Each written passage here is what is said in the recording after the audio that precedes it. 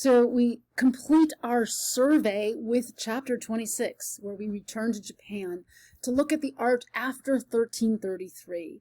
And the textbook chooses one marvelous print, a wood block print, so not a painting. We will talk about this medium, a cheap print, sort of like an ordinary poster, or actually a calendar, because these were calendars first.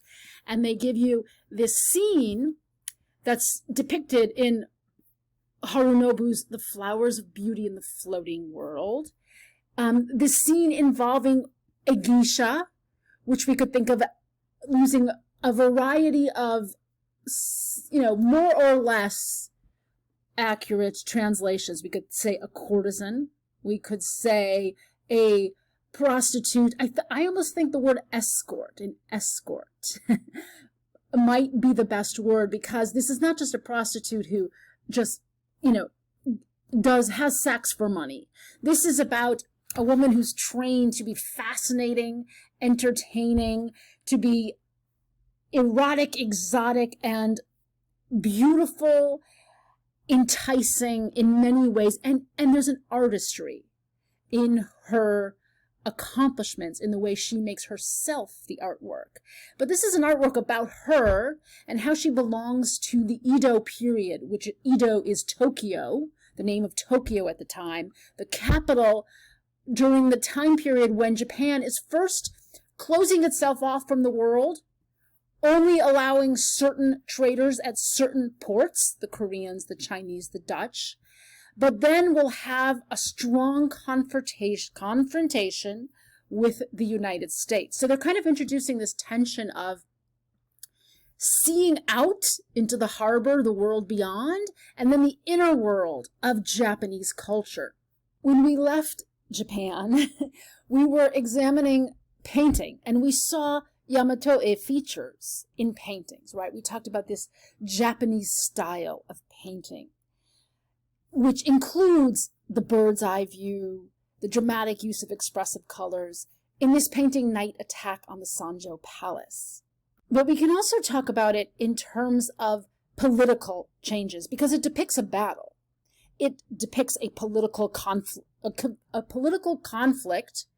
a coup d'etat, in the midst of a violent conflagration, because the emperor has been reduced to a mere figurehead in the Kamakura period, as the samurai warriors, the shoguns, the generals, become the actual de facto rulers. So we have a period of civil war.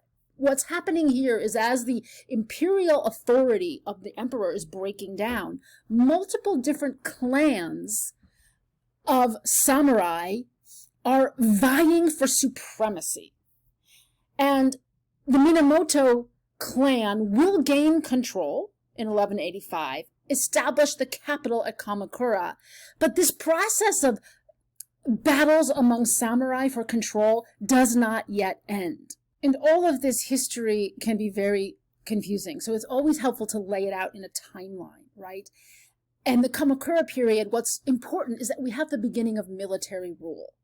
The military is running the show rather than the imperial court. They still remain the imperial court, but they have ceded actual power. So there is going to be a period where we have a restoration, and then we get the Muromachi period, or the Ashikaga period, which is once again a warrior government. And this is based in the Muromachi district, hence the name. And this is a very important moment for art, because this is when we really get not just a flourishing artistic tradition, but actually a really rich and highly developed Zen Buddhist culture. So it's a very interesting mixture of elements, because we've got Zen Buddhism with its ethos of discipline and letting go, alongside the samurai with their warrior ethos, and then the court society. Seemingly contradictory, and yet they merge together in very interesting ways. And so going forward, there will once again be a breakdown into civil war. The point of unification is when we get the Edo period, the Tokugawa clan unifies the country once again, and they maintain order for 250 years.